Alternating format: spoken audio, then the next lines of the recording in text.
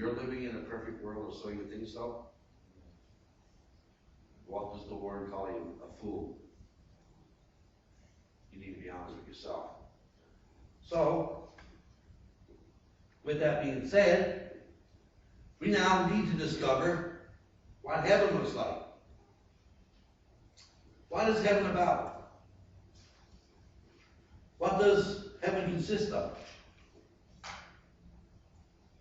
And I said, Lord, point me in the scriptures to talk about heaven. Tell me what you want me to tell the people. And here's what God says. This is a thus saith the Lord. Okay? Because if I'm going to speak behalf of God, I'm going to say, thus saith the Lord, because that puts me accountable to the Word. Okay?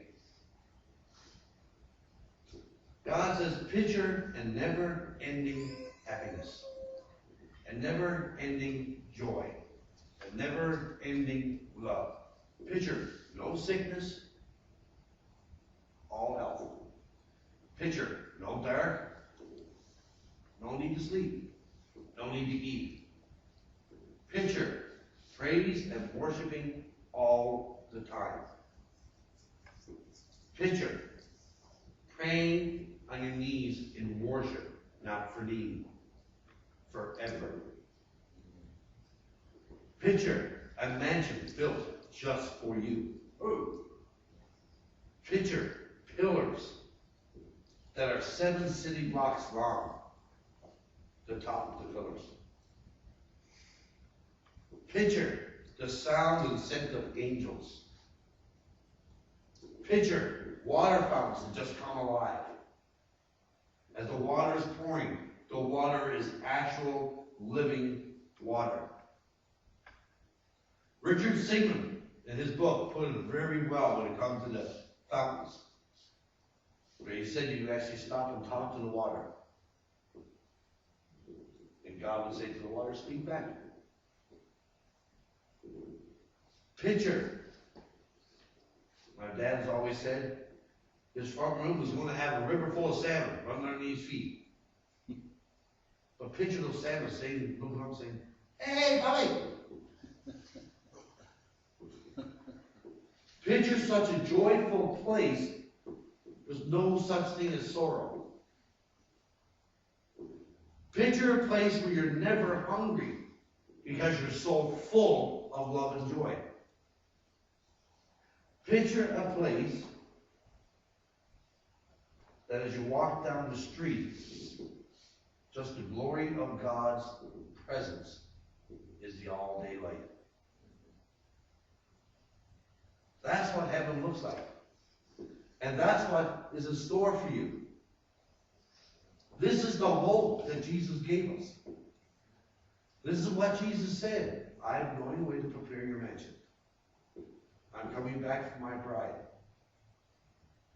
The question that you need to ask yourself is, why wouldn't you want something like that? Why wouldn't you want something like that? Why would you want the alternative to rot and burn? Why would you not want to look at your life and say, you know what? Maybe I shouldn't be watching this show anymore.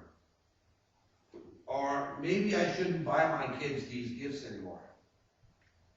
Or maybe I need to understand what I'm reading. Maybe the book I'm reading is not appropriate. Maybe I should just go grab the Bible and read about it. Maybe instead of writing a letter of complaint, you write a letter of joy. Rather than gossiping about somebody, edify them and build them up. Maybe rather than complaining about leadership, become a leader with great ideas and make changes. Why not do those things? Why not do those things? Why not be what it is that God planned for you to be? And if you don't know, He will send people along in your way that will show you. Amen. And teach you. Why just sit in your chair, come to church on Sunday, and do nothing afterwards, when you can get up, go out, and just shake people's hands and say, you know what? I want to take with Jesus Christ. And trust the Lord will take care of it. I was at the coffee shop the day before yesterday. I was preparing some more of my sermon here. And this young man came up to me and he said, "What are you doing?" I said, "I'm bringing my sermon for Sunday." "Oh man," he said, "I've been looking for a family member forever." I said, "What do you mean?" He said, "I'm a born again baptized Christian. They come to this coffee shop for 5 days, didn't know there was any Christians in here." He said, "It's so nice to see another family member." Isn't that incredible? It's incredible. It's incredible stuff. And what has happened, our church might be labeled as a hard church because of our stances. But our church really is on the right path. And Christ tells us the path is narrow and you're going to struggle. Amen. And we've had our share of that.